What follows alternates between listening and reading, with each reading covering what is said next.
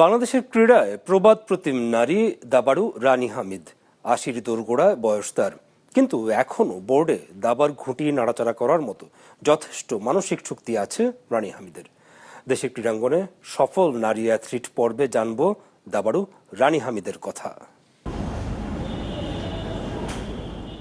সৈন্য থেকে ঘোড়ার চাল, নৌকা হাতি থেকে রাজা রানীর চাল, এখনও সদর্পে বোর্ডে দারুণভাবে দাবার ঘুঁটি নাড়িয়ে নিজের উপস্থিতি জানিয়ে যাচ্ছেন দেশের প্রবাদ প্রতিম দাবাড়ু রানী হামিদ। বাবার দাবা খেলা দেখে এর প্রেমে পড়েন রানী। খেলা শুরু করেন ৭০-এর দশক থেকে। এরপর স্বামীর প্রেরণায় অবিরত চলছে তার ১৬ ঘুঁটির চাল।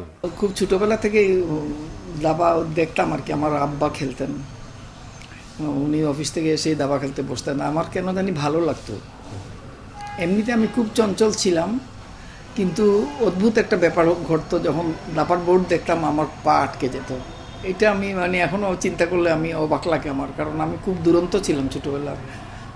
দৌড় ঝাঁপ এগুলাতে স্কুলে যত রকম চ্যাম্পিয়নশিপ হতো সবগুলো আমার প্রাইজ থাকতো, সবগুলো চ্যাম্পিয়ন অফ দ্য চ্যাম্পিয়ন্স প্রাইজটাও আমার থাকতো। কখনো আমি স্থির হয়ে এক জায়গায় বসি না, কিন্তু দাবা দেখলেই আমার পা আটকে যায়। হোম টিচারকে ফাঁকি দিয়ে পানি খেতে যাব বলে আব্বা খেলতেছে যেখানে, এখানে সে বসে যেতাম দেখার জন্য। 77-এর প্রথম আমার হাজব্যান্ড একদিন অফিস থেকে এসে বলল কি যে পেপারে দেখলাম একটা মহিলাদের জন্য টুর্নামেন্ট হবে, তুমি খেলবে নাকি? কারণ ও জানতো তো আমার খুব আগ্রহ দাবাতে, কারণ ও খেলা জানতো, কিন্তু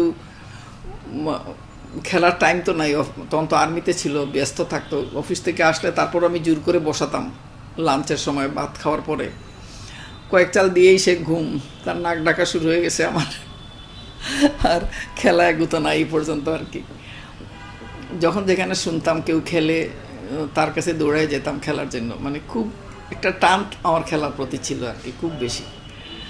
তা হাজব্যান্ড যখন বললো, আমি চিন্তা করলাম আমি তখন 4 বাচ্চার মা, আমি খেলতে যাব বাইরে টুর্নামেন্ট। তো গেলাম, কারণ যেহেতু আমি পছন্দ করি গেলাম। 250-টিরও বেশি ডিজাইন অপশন নিয়ে ওয়ালটন স্মার্ট ফ্রিজ, বোঝে আপনার প্রয়োজন। দাবার খেতাব ফিদে নারী আন্তর্জাতিক মাস্টার হয়েছেন ১৯৮৫ সালে। এছাড়াও কেরিয়ারে ২১ বার জাতীয় চ্যাম্পিয়নশিপ জয়ের পাশাপাশি ব্রিটিশ চ্যাম্পিয়নশিপও জিতেছেন রানী হামিদ। সাফল্যের আনন্দ এবং না পাওয়ার কষ্ট দুটোই আছে এই কৃতি নারী দাবাড়ুর জীবনে। 77, 78, 79 এই 3টা কাউন্ট হয় না, কারণ তখন ফিডের মেম্বার হয়নি।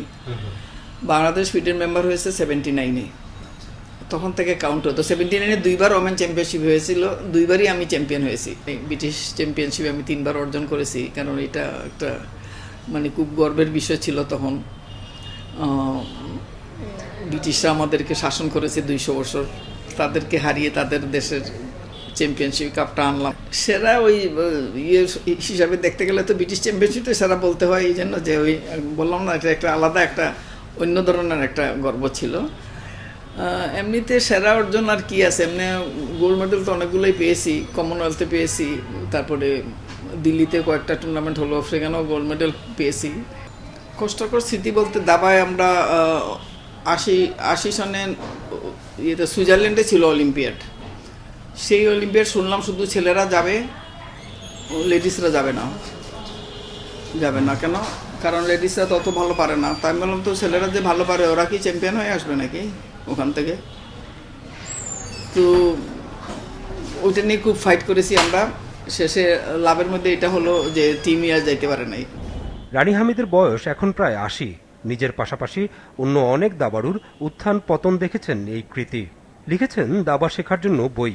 নতুনদের জন্য তার বার্তা, আগে 100টা হারো, তারপর জিতবে।